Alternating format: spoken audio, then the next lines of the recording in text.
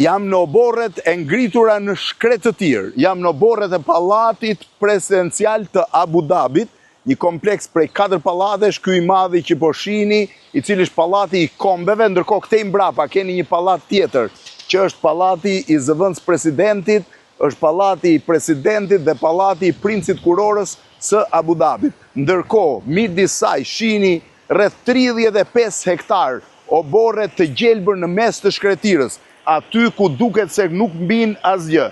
Çdo pemë ka tubin e saj të ujit që i çon vaditje të dedikuar dhe çdo rrënjë luleje po ashtu. Ndërkohë, e gjithë kjo pjesë është pjesa e bazeneve të mrekullueshme, pra po quhet shatërbaneve të mrekullueshëm, të cilët freskojnë temperaturat përvoluese të Abu Dhabit.